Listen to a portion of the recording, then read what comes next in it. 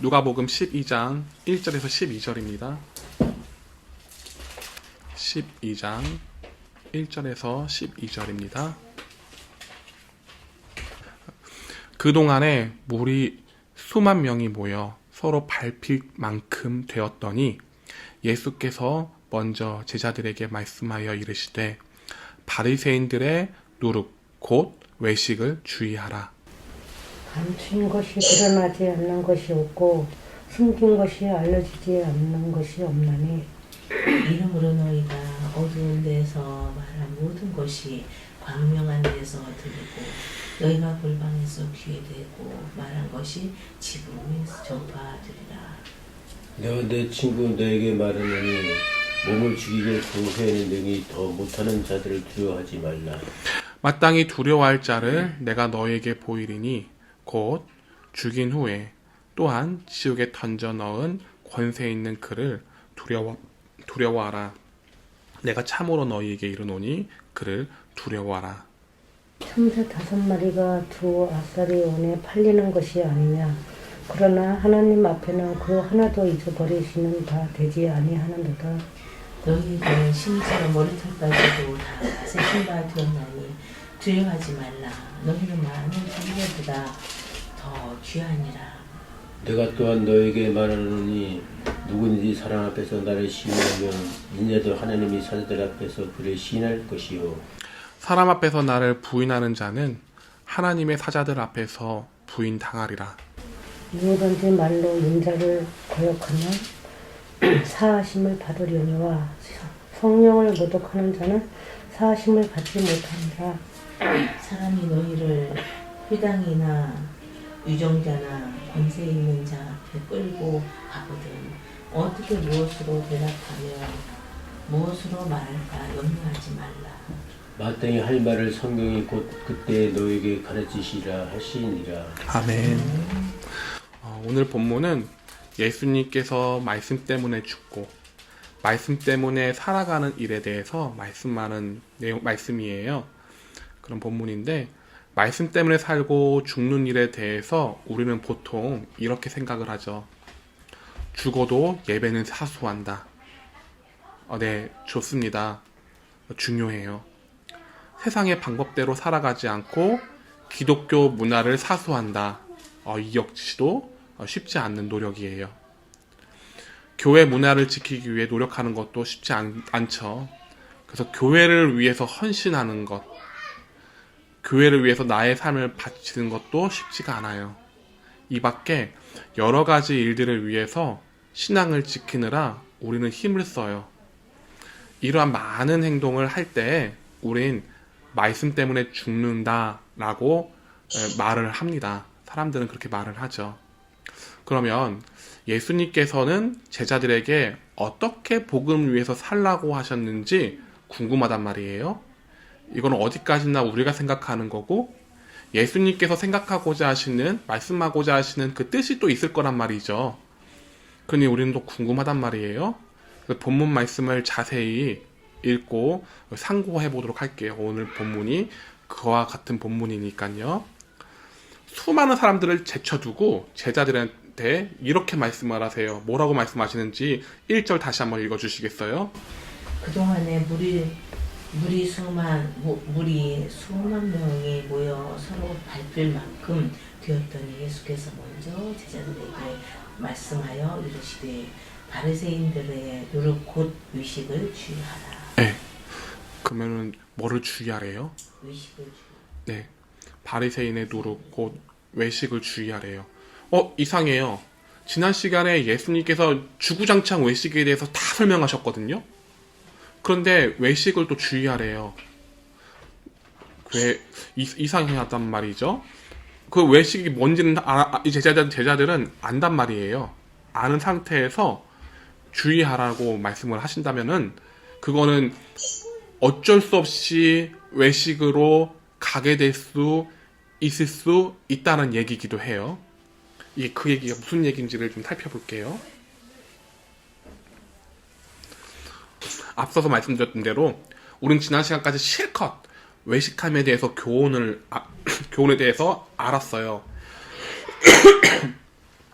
바리새인으로부터 시작하여 서기관까지 모조리 예수님이 말씀으로 묵살시켜버렸어요. 바리새인과 율법교사들은 저주받을진저 하면서요. 그리고 이젠 본격적인 전쟁이야. 마치 사람들 앞에서 예수님이 선포를 올린 것과 같아요. 점심 식사로 초대를 했는데 화 있을진저, 저주받을진저 대접하는 사람한테 말한다면은 이거는 너랑 나랑 전쟁이야. 이거밖에 되지 않잖아요. 상황이요. 그래서 이 상황에선 굉장히 긴장감이 물어 올라 있는 상황이에요. 근데 그 상황에서 수많은 사람들이 예수님께 모여든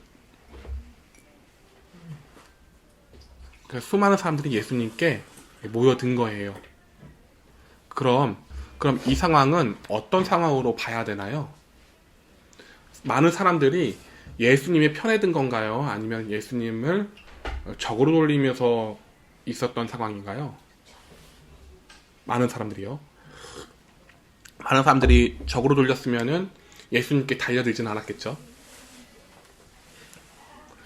그러면 율법 교사가 바리새인들이 잘못되었다라고 생각을 하고 예수님을 따라간 거예요. 수많은 사람들이요. 오늘 그게 누가복음 12장 1절에 그런 말씀이에요.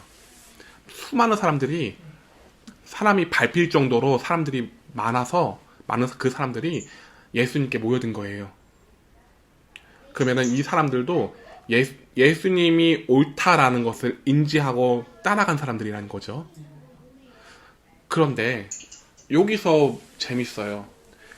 그러면 교회 같으면요, 만약에 저 같으면요, 수많은 사람들이 제가 전하고자 하는 메시지가 맞다고 해서 따라와요.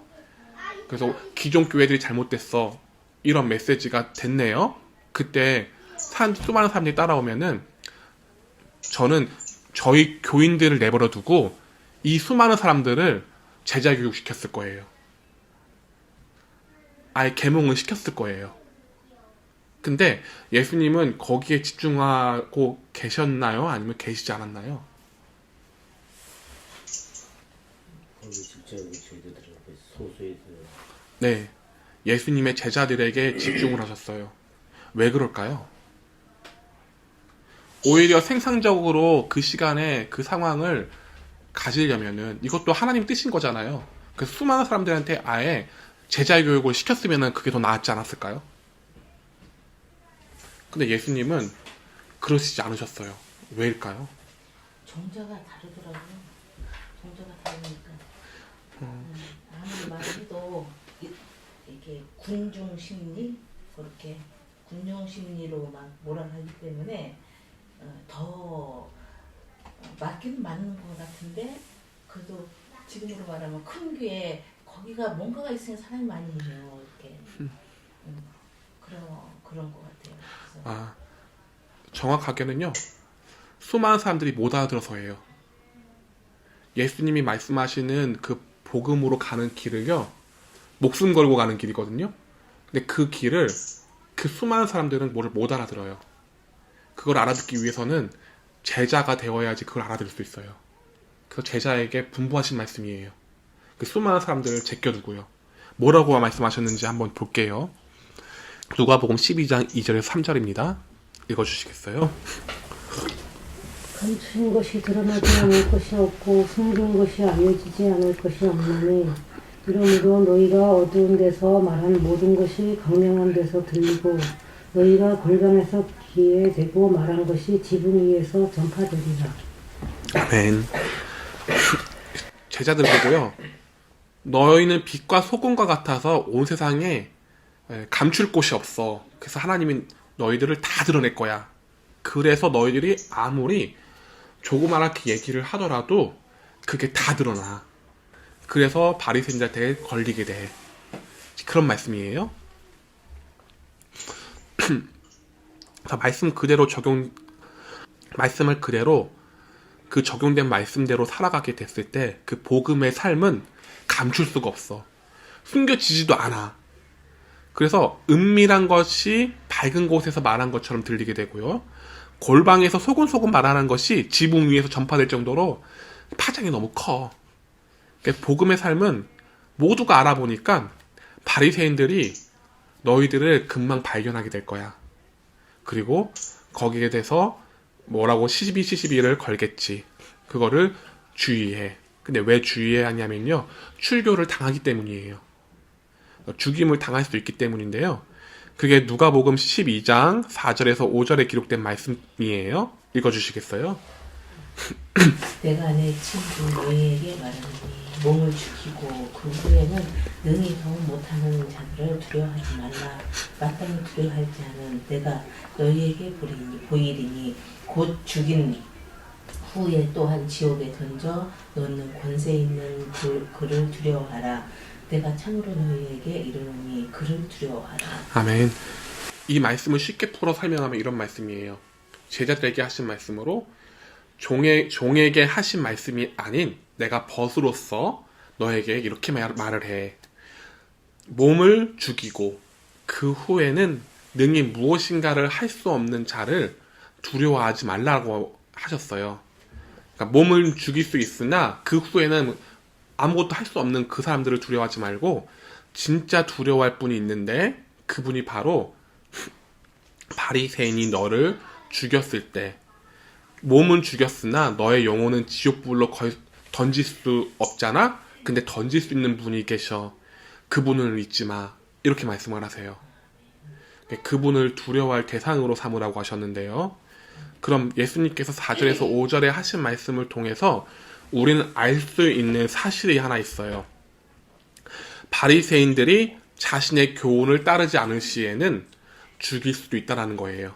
그럼 바리새인들이 어떻게 사람을 죽였는가에 대해서 살펴보고자 하는데요. 한 예가 되는 말씀이 있습니다. 요한복음 9장 13절에서 23절을 한번 찾아보겠습니다. 요한복음 9장 13절에서 23절입니다. 그들이 전에 맹인이었던 사람을 데리고 바리새인들에게 갔더라. 예수께서 진흙을 믿어 눈을 뜨게 하신 날은 안식일이라. 그런데 바리새인들도 그가 어떻게 보게 되었는지를 묻니 이르되 그 사람이 진흙으로 내 눈을 바르매 내가 씻고 보나이다 하니 바리새인 중에 어떤 사람은 말하되 이 사람이 안식일을 지키지 아니하니 하나님께로부터 온 자가 아니라 하며 어떤 사람은 말하되 죄인으로서 어떻게 이러한 표적을 행하겠느냐 하여 그들 중에 분쟁이 있었더니 이에 맹인 되었던 자에게 다시 묻되 그 사람이 내 눈을 뜨게 하였으니 너는 그를 어떠한 사람이라 하느냐 대답하되 선지자니이다 하니 유대인들이 그가 맹인으로 있다가 보게 된 것을 믿지 아니하고 그 부모를 불러 묻되 이는 너희 말에 맹인으로 났다 하는 너희 아들이냐 그러면 그 지금은 어떻게 해서 보느냐 그 부모가 대답하여 이르되 이 사람이 우리 아들인 것과 맹인으로 난 것을 아나이다. 그러나 지금 어떻게 해서 보는지 또는 누가 그 눈을 뜨게 하였는지 우리는 알지 못하나이다. 그에게 물어보소서. 그가 장성하였으니 자기 일을 말하리이다. 그 부모가 이렇게 말한 것은 이미 유대인들이 누구든지 예수를 그리스도로 시인하는 자는 출교하기로 결의하였으므로 그들을 무서워함이로라. 이러므로 그 부모가 말하기를 그가 장성하였으니 그에게 물어보소서 하였더라. 아멘. 지금 이 얘기가 이런 얘기예요. 이 맹인은 날 때부터 맹인이었어요. 날 때부터 맹인이었는데 그 맹인을 예수님이 고쳐주신 거예요. 고쳐주셨는데 바리새인들이 그거를 너무나 잘한 거예요. 그거를 발견하고 나서 이게 어떻게 된 것인지 풀어야 해결을 해야 되는 문제였던 거예요. 바리새인들에게는요. 왜냐하면 예수님은 거짓된 사꾼 목자니까요. 바리새인들이 생각했을 때 예수님은 거짓 선지자니까 이 사람이 어떤 술수로 해가지고 이 병을 낫게 했는가, 그게 중점이었던 거예요. 그래서 그 병을 맹인이었던 그 자에게 물어와서 묻죠. 그 사람을 어떻게 생각하냐고요. 근데 그때 내 눈을 뜨게 했으니까 이 사람은 선지자다. 나는 그렇게 생각한다. 그게 17절에 기록되어 있죠. 그런데 이제 그것으로 부족해서 이 18절에 유대인들이 그의 부모에게 가요. 엄마한테 가는데 물어요. 이 사람이 날 때부터 맹인이었느냐, 뭐 이런 것들을 하나하나마다 다 조사를 해요. 근데 그때 부모가 두려워해요. 뭘 두려워하냐면요, 22절에요. 예수님을 그리스도라고 얘기하고 그분을 믿게 됐을 때에는 출교가 되기 때문에 무서워했다라고 22절에 기록되어 있어요. 그래서 23절에 나는 그러니 모르니까 이 아이가 장성했으니까 이 아이한테 그냥 알아서 하라고, 그 사람은 그냥 다 알아서 이게 책임을 전가하면서 알아서 하라고 이렇게 떠넘기죠. 여기서 유대교 출교에 대해서 부모가 왜 두려워했는지 좀 살펴보겠습니다. 유대인의 출교 중에 헤렘이라는 출교 규정이 있습니다. 헤렘이라는 출교 규정이에요. 이 규정은 영구적인 출교로서 공식 집회는 물론 유대인과의 매매 행위, 식사 교제 등에서 배제되며 모든 공민권이 박탈되는, 사실상 사회생활을 할 수 없는 사형 선고와 같은 엄중한 처벌이에요. 그러니까 먹고 살아가기 위해서는, 아버님하고 어머님은 자영업자예요. 자영업자가 먹고 살아가기 위해서는 뭐가 가장 필요한가요? 먹고 살아가기 위해서는 반드시 있어야 될 거 뭐가 있어요? 뭐가 있어야 될까요? 사업을 할 수 있는, 영업할 수 있는 거, 물질, 돈. 네. 그런데 거래처가 없다면요? 물질이 있어도 뭐 어떻게 할 수가 없어요. 거래처가 없으니까요. 그럼 지금 당하는 거죠. 네. 그리고 만나는 것도 다 회피를 해요. 지금 그런 상황이거든요. 이 출교 상태가 어떤 상태냐면은 내가 벌어먹고 살 수가 없는 상태를 만들어요. 그리고 그 사람들과의 소통도 아예 전면 금지를 시켜요. 그래서 뭐 어떻게 할 수가 없는 상태인 거예요. 사망 선고나 마찬가지입니다. 네, 맞아요. 이게 두려웠던 거예요, 이 부모는요. 그래서 관계중심적인 사람은 더 우울증에 시달릴 수도 있겠죠. 계속 빚을 지면서 굶어 죽어가는 상황인 거예요. 신앙을 지키기 위해서는 사회에서 매장당하는 일이 생길 수가 있게 되는데, 수많은 사람들이 복음대로 따라가면요, 사회에 매장당할 수가 있어 라는 메시지가 반가울까요? 반갑지가 않을까요? 네, 반갑지가 않아요. 그래서 수많은 사람들이 그거를 들어도 못 알아들었던 거예요. 들을 수가 없는 거죠. 왜냐하면 목숨 걸고 말씀을 따라가지 않았기 때문이죠. 그러니까 반갑지가 않고 그 얘기를 한들, 복음의 진술을 말씀을 하신들 받아들일 수가 없는 거죠.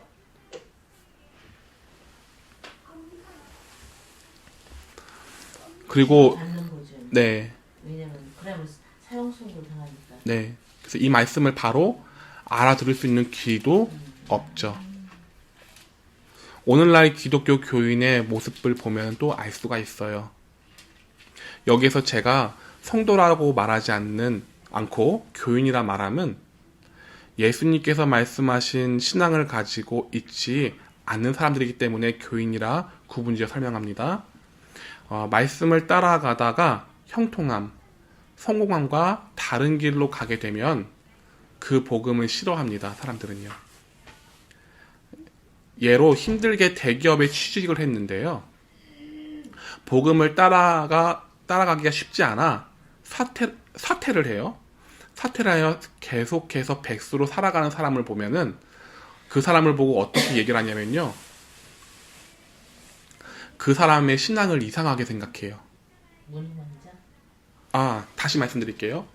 어떤 한 아들이요, 대기업에 취직을 했어요. 보수도 좋아요. 그리고 복지도 좋아요. 근데 신앙 지키기가 힘들어요. 그래서 이 아들은 그 직업을 사퇴를 했어요. 그때를 보면은 사람들이 어떻게 생각하냐면요. 그 사람을 신앙을 이상하게 생각해요. 그 좋은 직장을, 하나님이 주신 그 직장을 왜 버렸느냐예요. 이상하죠? 그리고요, 또 어떤 사람은요, 일이 잘 안 풀리는 모습을 보고 개인의 신앙에 회의를 느껴요. 내가 잘 신앙생활을 하고 있는 것일까? 이와 같은 생각을 해요. 말씀대로 잘 따라갔는데도 불구하고요. 그럼 이런 사람들을 봤을 때 경제생활에 의해서 신앙생활을 결정하는 사람인가요? 아니면은 그보다 더 신앙에 의해서 살아가고 경제는 두 번째로 생각하는 사람인가요? 후자요. 앞에 있는 사람들이요? 다시 말씀드릴게요. 지금 두 가지 예를 들었어요.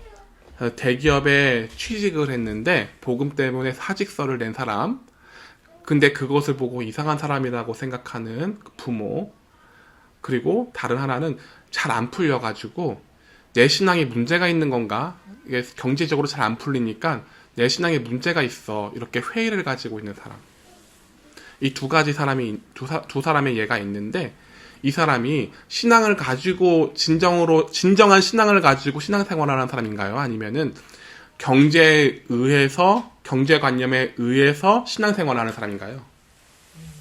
첫 번째 전자는 신앙생활을 제대로 한 사람이고, 후자는 교인, 앞에는 성도. 네. 예, 그 아들은 성도지만 그것을 평가하는 그 부모는 교인이죠. 경제관념에 의해서 움직이는 사람들이에요. 그래서 이런 사람들은 알아들을 수가 없어요. 예수님께서 하신 말씀을 알아들을 수가 없어요. 그러면 내가 있는데 귀를 닫는 거죠. 듣기는 들어도, 근데 예수님께서는 아까 말씀드렸던 대로 말씀대로 따라가면 반드시 거치게 되는데, 그게 무엇이냐? 죽음이래요. 그리고 사람들의 사회로부터 매장당함이래요. 그러니까 그렇게 될 수가 있는데, 그것을 예수님께서는 염두를 하시고 말씀하신 거예요. 못 알아듣죠. 경제가 중요시 여기는 사람들에게는요. 복음대로 따라가면 바리새인의 권세에 의해서 죽임을 당하게 됩니다. 바리새적인 나라의 위정자가 될 수도 있을 테고요. 교회 목회자 혹은 장로들이 될 수도 있고요. 바리새적인 회사 사장이 될 수도 있어요. 말씀 따라가는 삶은 매장당하기가 좋아요. 매장당하기 딱 좋은 상황에서 나의 신앙의 주소가 어디인가 밝혀지게 되죠. 경제에 의해서 신앙생활하는 교인의 믿음인지, 신앙에 의해서 살아가는 성도의 믿음인지 분별이 된다라는 거죠. 만일 신앙에 의해서 살아간다면 경제가 어떻게 되든 그것을 두려워하지 않게 되겠죠. 진짜 성도는 나를 지옥으로 던져 넣으실 수 있는 그 권세가 있는 분, 그분을 두려워하며 신앙생활을 하겠죠. 다시 본문으로 가겠습니다. 누가복음 12장 6절에서 10절이에요.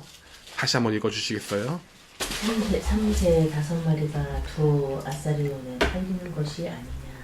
그러나 하나님 앞에는 그 하나도 잃어버리시는 바 되지 아니하느니로다. 너희에게는 심지어 머리털까지도 다 세신 바 되었나니 두려워하지 말라. 너희는 많은 산새보다 더 귀합니다. 내가 또한 너희에게 말하노니 누구든지 사람 앞에서 나를 시인하면 인자도 하나님의 사자들 앞에서 그를 시인할 것이요 사람 앞에서 나를 부인하는 자는 하나님의 사자들 앞에서 부인을 당하리라. 누구든지 말로 인자를 고역하며 사하심을 받으려니와 성령을 모독하는 자는 사하심을 받지 못하리라. 아멘. 복음의 삶을 살아가는 여정에서는 수많은 근심이 오게 됩니다. 사회에서 묻히게 되는 일들에 치이다 보니 하나님이 만드신 귀한 작품인 내 존재가 마치 참새같이 미천한 존재로 생각하게 되고요. 복음의 삶을 따라가는 나는 의문이 들기도 해요. 과연 내가 나를 잘 알고, 하나님은 나를 잘 알고 기억하고 계실까? 왜 이런 생각을 할까요? 하나님이 바로 말씀대로 살아간 나를 바로 대면해 주셔서 보호해 주시고, 그리고 일으켜 주시고, 바른 길로 그때그때마다 바로 반응성 있게, 반응성 좋게 인도해 주셔야 되는데, 그렇게 대변해 주시지 않는다라는 거예요. 거의 죽을 것 같을 때 대변해 주셔요. 이런 경험을 해본다면 주님이 날 기억하고 계실까? 라는 생각을 하게 되죠. 이런 마음이 들면서 끊임없이 말씀의 삶을 사는 사람들은 확실히 주의 벗이라 불림을 받을 만하죠. 이런 벗에게 이와 같이 말씀을 하시는데요. 누가복음 12장 6절입니다. 참새 5마리가 두 아사리온이라는 시세를 가지고 있다는 것을 알고 있어요. 오늘날로 참새 5마리가 두 아사리온, 즉 10,000원 돈 하는 가격이에요. 한 아사리온이 5,000원 돈이에요.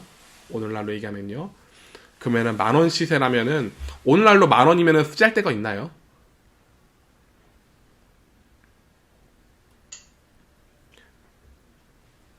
그러면 네, 밥 한 끼. 그러면 이거는 목돈이라고 말할 수 있는 돈인가요? 네, 목돈이라고 할 수 없는 돈이에요. 쉽게 옛날 80년대 같았으면 1,000원 돈 하는 금액이겠죠. 가치 없는 돈이기도 해요. 물론 돈은 돈이지만 가치가 없어요.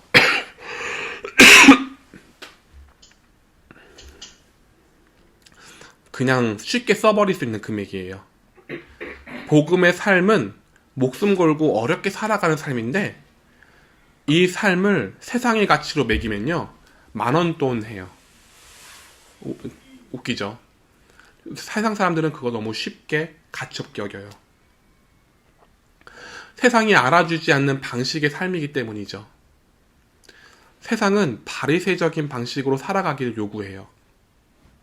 그래서 교회도 바리새적인 방식으로, 목회자도 바리새적인 방법으로, 교인들도 바리새적인 방법으로 살아가게 되죠. 그래야 세상에서 뭔가 했다는 표가 나기 때문에 모든 사람들은 이 방법을 택하게 되는 거예요. 그러나 하나님은 목숨을 바치며 살아온 말씀의 그 삶을 잊어버리지 않으신다라고 기록되어 있어요.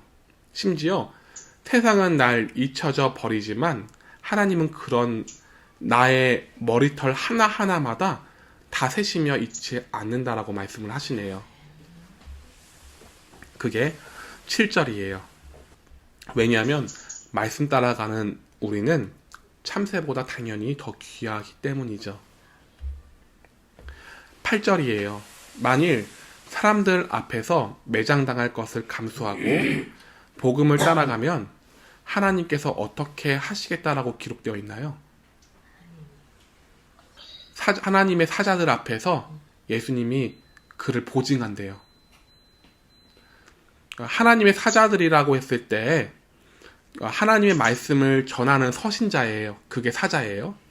선지자가 될 수도 있고요. 목사들이 될 수 있고요. 천사들이 될 수도 있고요. 성도가 될 수 있어요. 하나님의 말씀을 전달하는 사람들 앞에서 인정을 하신다라는 거거든요. 그러니까 다시 말씀드리면은 의인의 무리로 하나님이 보증을 서시겠다는 말씀이에요. 얘는 의인의 무리에 들 수 있어 라고 보증을 서신다는 얘기예요. 그래서 예수님의 보증이 없으면 의인이 회중에 들 수 없어요. 그래서 예수님의 보증이 필요해요. 예수님의 보증을 받으려면 우리는 목숨 걸고 말씀 따라 가야 돼요. 9절입니다. 그러나 복음의 삶을 살아가는 것이 사람들로 인하여 스스로 감춘다면, 사람들이 무서워서 스스로 감춘다면, 사람들의 가치가 다르니 내가 스스로 감춘다면, 그 복음의 삶이 그래서 나타나지가 않는다면 주님이 뭐라고 하시나요? 의인의 회중에 들지 못하게 된다고 기록되어 있습니다. 주님이 보증하시지 않는데요. 그래서 우린 의인의 회중에 들지 못하게 되는 거죠. 그래서 두려워해야 한다는 거죠. 누가복음 12장 10절에서 12절입니다.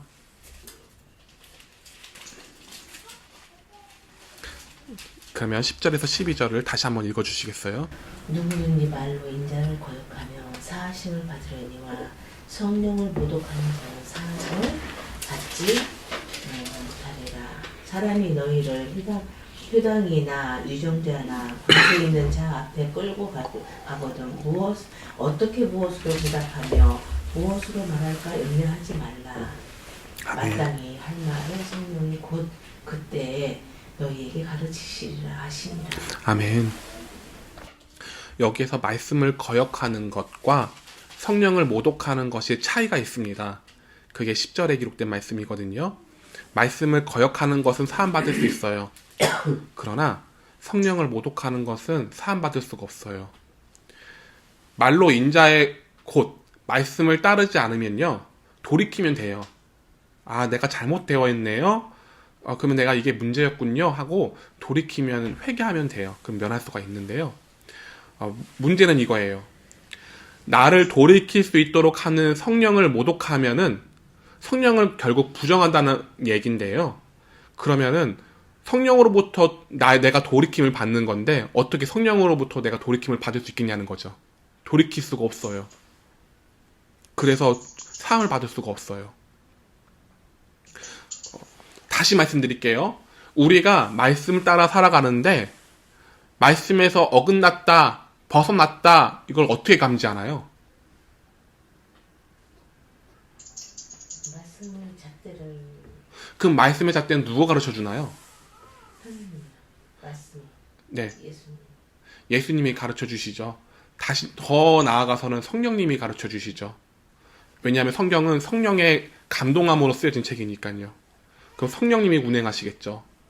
근데 이 성령님이 운행하시는 이 잘못되고 잘 되는 이 잣대를 알게 해주시는 것을 내가 부정한다면 그럼 내가 사함을 받을 수 있을까요? 없을까요? 못 받아요. 네, 돌이킬 수가 없어서 못 받는 거예요. 성령의 인도함 따라 돌이켜야 되는데 성령을 모독하는 일은 나의 체면 때문이고요. 나의 의 때문이에요. 성령이 주장하는 것을 모른 척 알려고 하지 않는 상태라 할 수 있겠죠. 모독이라는 단어가요. 블라스페메오라는 단어예요. 이 단어가 헐뜯다, 악담하다, 조롱하다 라는 뜻을 가지고 있는데요. 성령의 인도함을 알고 따라갔음에도 순간 상황이 다르니까, 순간 죽을 것 같으니까, 혹은 나를 세상이 죽음의 길로 인도해 주니까, 그러니까 죽을 것 같으니까 성령을 적으로 돌리는 거예요. 그리고 세상을 나의 아군으로 삼는 거죠. 그랬을 때 나는 성령을 부정하는 행위가 되니까 돌이킬 수가 없게 되죠. 이게 성령 회방죄예요. 성령 모욕이라고 성경에는 기록되어 있네요. 성령이 인도함을 받는 사람의 행동은 누가복음 12장 11절에서 12절과 같아요. 그러면 11절과 12절을 어머님이 다시 한번 읽어주시겠어요?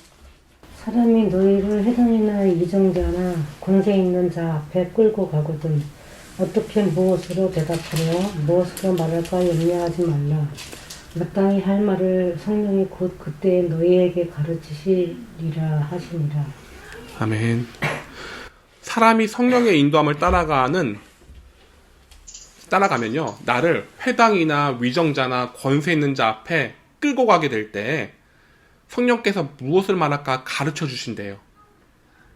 이때 담대히 성령께서 인도한 대로 말하는 자를 이야기하는데요.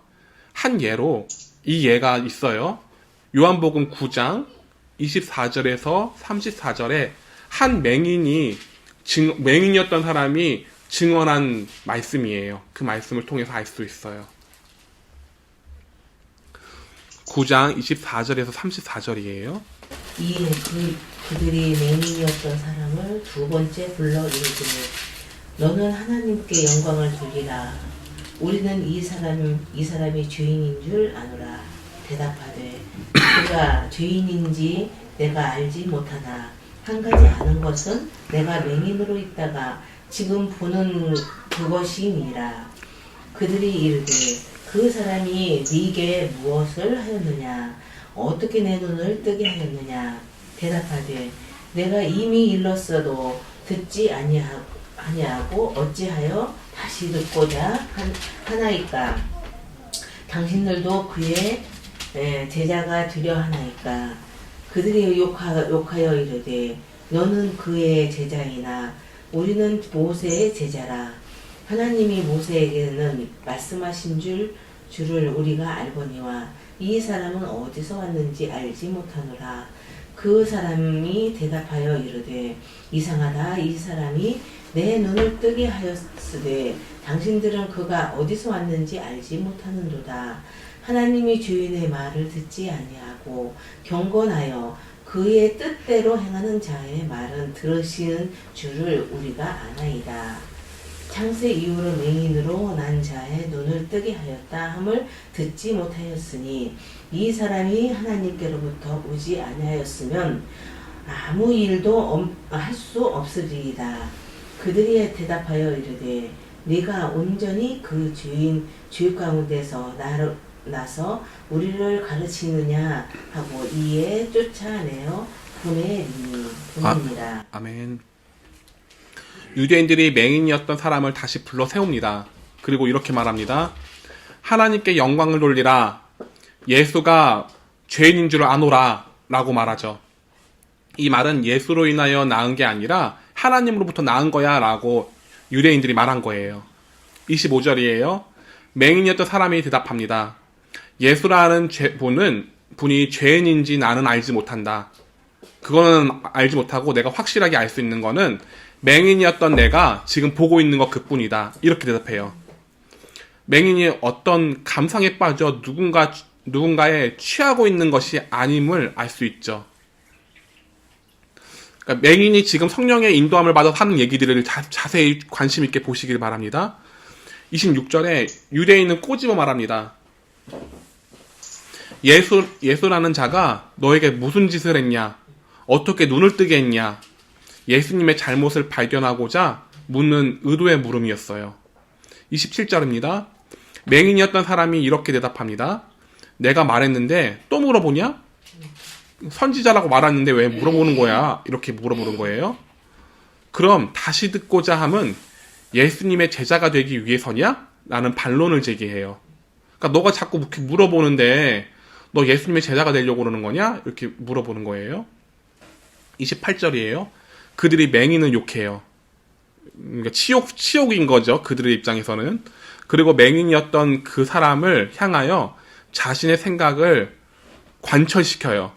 너 확실히 예수의 제자라고. 너는 확실히 예수의 제자야. 이처럼 예수님의 제자는 바리새인들이 알아본다는 거죠. 그리고 자신들은 모세의 제자라고 말해요. 그리고 29절에 이와 같이 말합니다. 하나님이 모세에게 말씀하신 줄을 우리가 알았는데 예수라는 사람이 말씀을 전하는 그 출처가 어딘지 나는 모르겠어. 이렇게 얘기를 해요. 30절에 맹인이었던 사람이 대답을 해요. 이상하다 라고 얘기를 해요.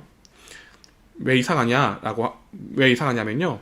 이 사람이 내 눈을 뜨게 하였는데 모세의 제자라는 사람이 그걸 모르네? 이렇게 말하는 거예요. 31절에 이어서 맹인이었던 사람이 말해요. 하나님은 죄인의 말을 듣지 아니하신다. 경건하여 그의 뜻대로 행하는 자의 말을 들으신다. 그래서 나는 나았다. 이런 건데요. 그렇게 말씀이 기록되어 있는데 32절에 이어서요. 창세 이후로부터 모든 선진들이 처음에 날 때부터 맹인이었던 그 사람이 눈이 밝아졌더라. 그런 대목은 없다. 이건 자연스러운 게 아니다. 어떤 사례도 없다. 그런데 이분은 날 눈뜨게 했다. 그러면 이거는 누가 한 거냐? 하나님이 하신 거 아니냐? 33절이에요. 그럼 하나님이 하신 일인데 예수가 하나님으로부터 오지 않았다면은 아무 일도 할 수 없는 거겠지. 근데 예수님이 하나님으로부터 왔으니까 이렇게 된 거 아니냐. 이렇게 반론을 제기해요. 그래서 난 너희들이 생각하는 게 이상해. 이렇게 얘기하는 거죠. 맹인이었던 자가 똑똑해서 한 얘기가 아니에요. 성령께서 그에게 주장하셔서 한 얘기예요.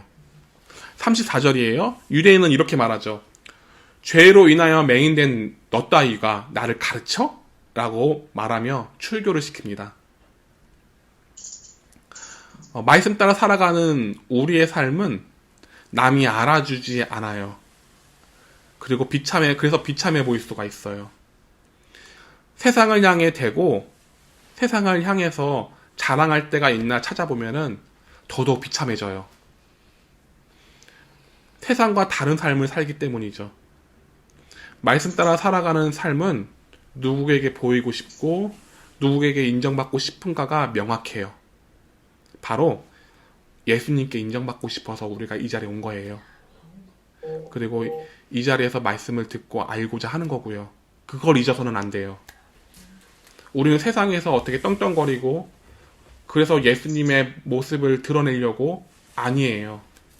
세상 알아주지 않아도 돼요. 예수님만 알아주면 돼요. 그럼 예수님만 알아주는 방향으로 가야 돼요.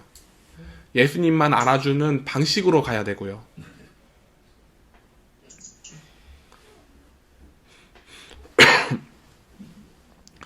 바로 예수님께서 인정받고자 하는 삶이니 그분께 맞춰드려야 되는 삶이 말씀 따라가는 삶이에요. 우린 말씀 때문에 지금 이 자리에 있는 것임을 다시 말씀드려요. 말씀을 섬겨 예수님으로부터 내가 보증을 받을 수 있는, 내가 의인의 회중에 들 수 있는 그런 저와 여러분이 되기를 소망합니다.